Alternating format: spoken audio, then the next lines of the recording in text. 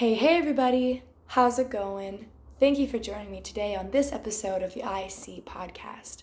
My name is Maddie, I'm your host, practical yogi, fellow human, person who's going to talk on computer. And basically what I'm here to do today is discuss the current transit of our times within the lens of astrology. We're going to discuss what's going on in the stars, and without really getting too into the description, I'm just going to dive right in and start talking about it because, funny enough, the time we're in is all about communication. And it's funny, I'm beginning to talk through this idea of technology all about communicating. So let's chat, shall we? So the season we're in with the sun's transit being the governing concept of the season, we know we're in Gemini. We know the sun is transiting through Gemini, and there's lots to say about that. Gemini, you know who you are. We know where it is. The season itself brings us to a happy place to share with our friends, to laugh, to play. We like to do the things of communication because Geminis rule that in our lives. Ruled by the planet of Mercury, which is in retrograde, and we'll get into that idea in a moment. Mercury itself governs how we share messages, and I can say messages over and over and over again, but it's how we do it. It's the essence behind it. It's a character. It's the person bringing you into the story and enthralling you with whatever they've got to say. And for the most part, I'd say we can generally speak to the idea that humans want to share good news. We want to share good ideas and things that make us happy. And until otherwise, like the Gemini, until needed, until we no longer can be friendly and easygoing, we will give you that alternative response, which is reserved for those special people and those special moments. So, other parts of the astrological season, we've got Mercury in retrograde, like I just mentioned, and that occurred back on May 10th, starting in Gemini. So Mercury was in the transit of Gemini as well, and so we had this intense amplification of Gemini energy just before Gemini season began around the 21st. I should really know this. I believe it was the 21st this time. Anywho, so Gemini season came in a suspended kind of way. With Mercury's retrograde, we see the energy in a very slow-mo kind of mode and entered into this energy of, hey, this is going on. And maybe that's also communicating our dreams and our aspirations, and that ties into where Jupiter is. And we won't go there just yet. But anywho, the Mercury retrograde is going to carry on through until June 3rd, and then it'll go direct. And it started in Gemini, like I said, May 10th, and it'll carry on until May 22nd. So we've already entered into the second phase of Mercury retrograde, which is now in Taurus, and it can kind of complement. And I will go through my notes, what I've written down to explain and express these transits in a more, slowed down method, because my mind goes so fast. So I wrote down a few things to kind of make sure I speak to these ideas. So, like I had said, we are currently in the second phase of this retrograde, the planet of communication and messages, governing our conscious experience as well as our conversations at this time. With the retrograde, we may see more space to speak to the ideas that are normally glossed over. Now that the elephant is noticeable and our minds following the story in a remarkable kind of way, Gemini season brings us to the desire to share. Again, with the retrograde, we feel there is more space for our words to be heard. The land. Maybe we're more direct, as Geminis are. They are the masculine sign, which speaks to how outspoken and how forward and how action-oriented they may be, and how that then also is just how words work. So, the sun is in this communicative sign, and it brings a spotlight on our minds, fueling our learning process and processes, and energizing our communications. We often speak from our mind's idea of what is, However, with this season, our desires come to light. In the northern hemisphere, we also get increasing amounts of sunlight, making our excitement for life literally come to life. Geminis are storytellers, like I've mentioned, experts at enthralling you with what's on their minds. In this season, we can see ourselves eager to share our dreams and aspirations. In another light, we can also express the feelings that this season allows us to analyze and see clearly, which is much needed. If you've been alive in the last few years, you might have some feelings, and they might exist, and you might not share those with anybody else. The existence is real, undeniable, and you know that. So this time it kind of allows us to open up. We see our thoughts, we see our feelings, we connect to those ideas, and we can express, finally, with a bit of a relief, a sigh of relief. We've made it. We're finally getting sunlight, and over here in BC, if you're from the West Coast, we're missing a little bit of that sunshine. So it's glorious to reach this place. Carrying on, as the quintessential human sign, this season's energy brings us closer to our friends as we connect through shared visions and mutual feelings gathered through experiences of life. And basically, we live, we tell people we're living. And in this day and age, we often hide those ideas of living because no one else is talking about it, or it's too heavy, or it's a burden to bring up. We don't want to let people know things affect us, and we want to carry on as though it's not true. But speaking one's truth is literally the most important thing. It's literally time to do so. Can't forget it. Don't deny it. Don't resist the urge to do so. You're eager. People open up to those spaces. You may have really nice friends or amazing family members who are open, and when you meet them and see them, let yourself unleash. Say what's on your mind, and make sure if that feels like it's a lot, communicate that. Be direct. Say to your friends, hey, I have a lot to say right now. Would you mind listening to me? Is it okay if I unload or vent or share with you what's really troubling me? Yeah, buddy, you've got something to say too? This is my kitty cat meowing at me right now. He's also a Gemini. You okay, buddy? He's okay. So, carrying on, like I said, Mercury rules Gemini, and this retrograde pulls us into the period of time where we have begun with much more friendly feelings. We're laughing, there's comic relief, activities with friends, we're socializing and normalizing and harmonizing and balancing by communicating what's on our minds. And then by the 22nd of May, we've transitioned that retrograde to Taurus. And so with this energy, we're sharing moments with people we enjoy, and by doing so, showing the importance of genuine connection. Still in retrograde for another little while, whilst in the sign of steadfast energy. I love talking about Tauruses. They're ruled by Venus, and I will get into it, but this is very much more a look in the moment of time rather than talking about each sign. I will definitely get into talking about each sign and all their qualities and all their components and characteristics and influences. So anyways, so we can grow deeper in our ability to sense when genuinity is absent, where connections feel meaningless, and when we have to stand our ground and state our piece. This comes into the need to cut ties, or the moments where something is no longer okay. Here we are, here we go. So Tauruses are like Ferdinand the Bull, loyal, supportive, reliable, and steadfast. Here with Mercury and Taurus, we can sense our own qualities of virtue and honor, whether they're being tested or simply being seen in action. And this moment of Mercury's retrograde complements our time prior in Gemini, where we're friendly until we butt heads.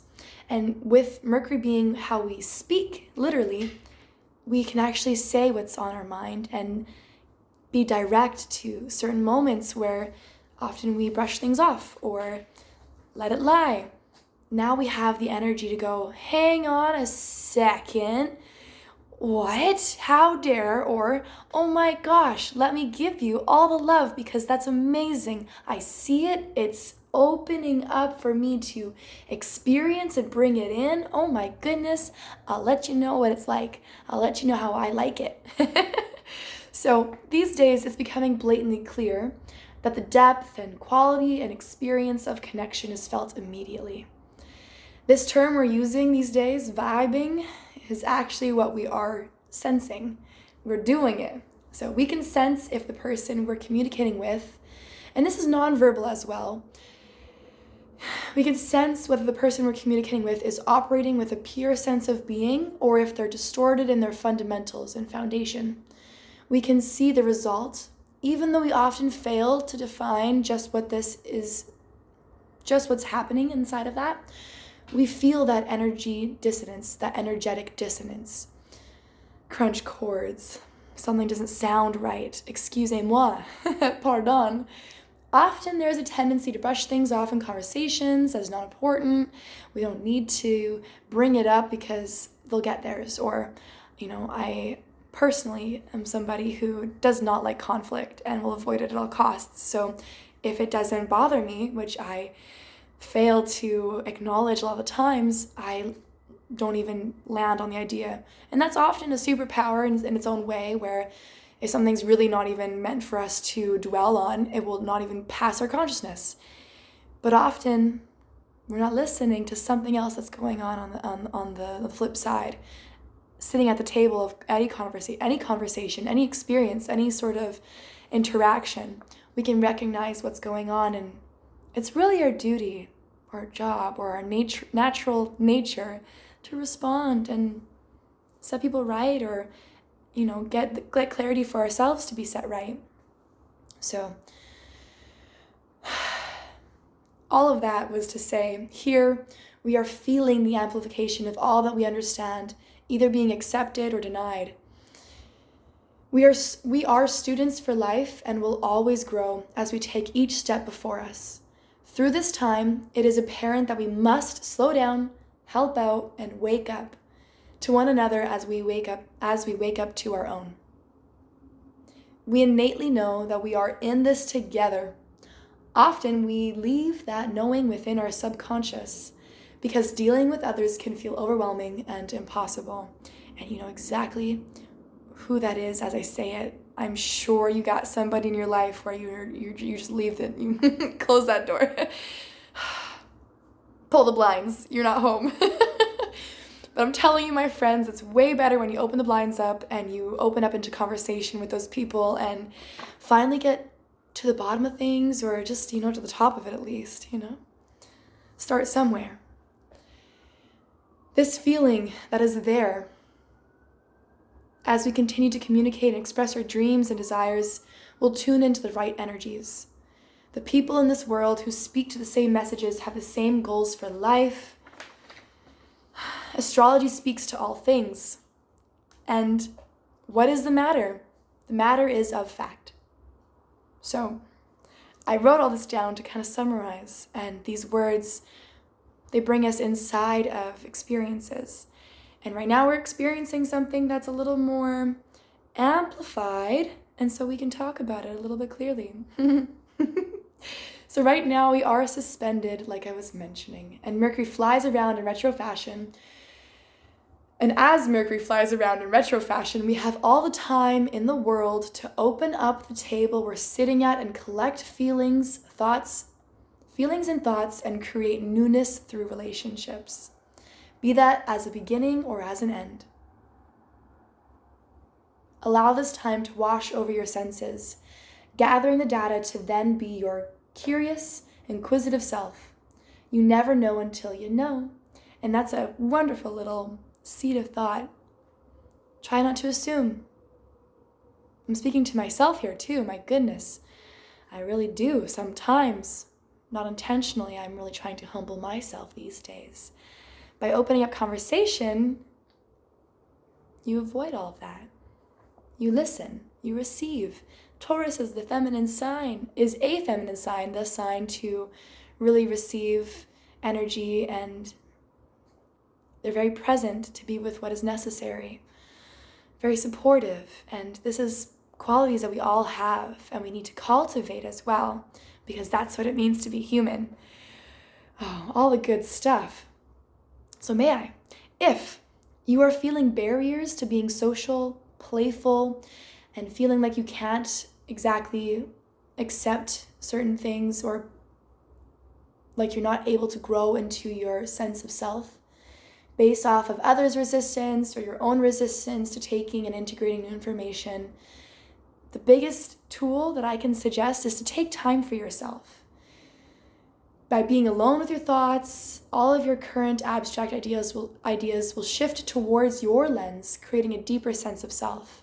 You'll know more what to do if you pay attention to how you feel. That's the way she works.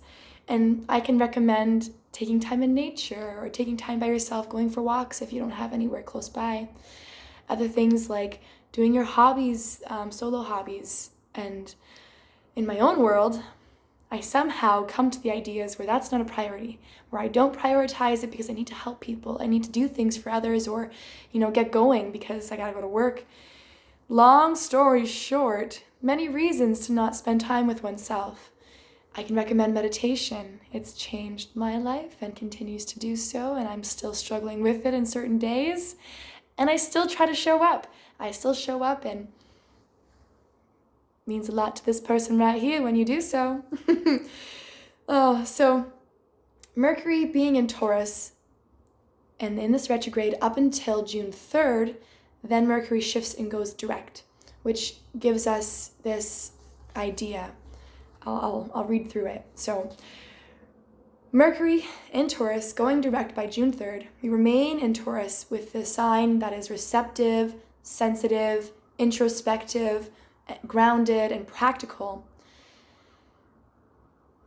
And with this energy coming into my direct sense, I want you to know your words carry weight. They speak let me start again. This is huge.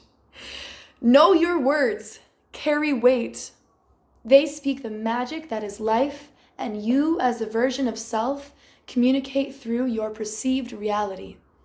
That's what I wrote. And that's my message. Here we are, perceiving reality as each individual uniquely does. Worlds of what ifs and possibilities all coming together to tell each other what's going on.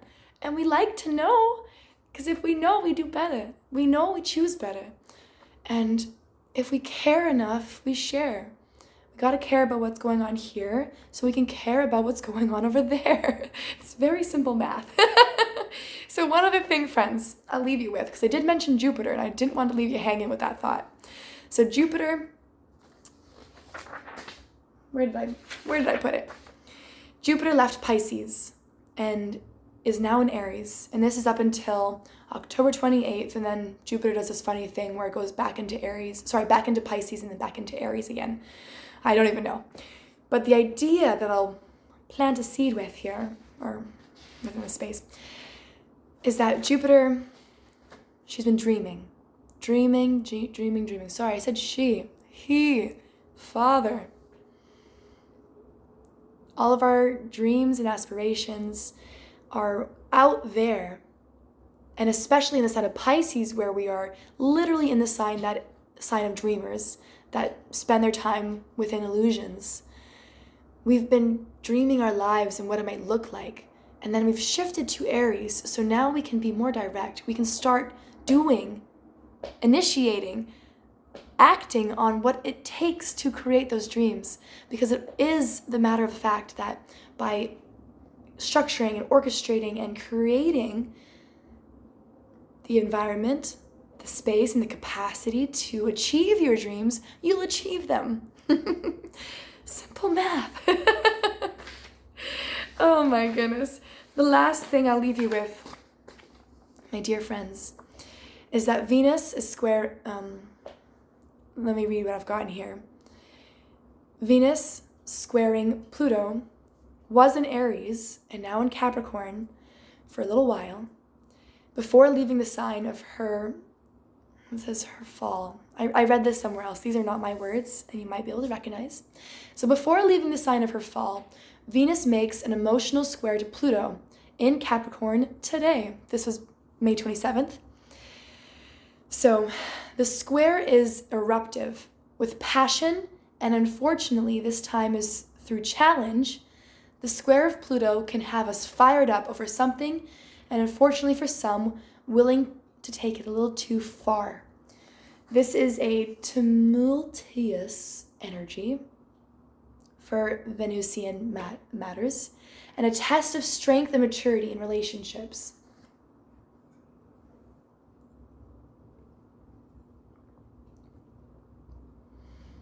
If I've not talked about speaking with people you need to speak about or speak with, and speak the things you need to speak about, Venus is talking about it too. We're listening. Venus, let us know.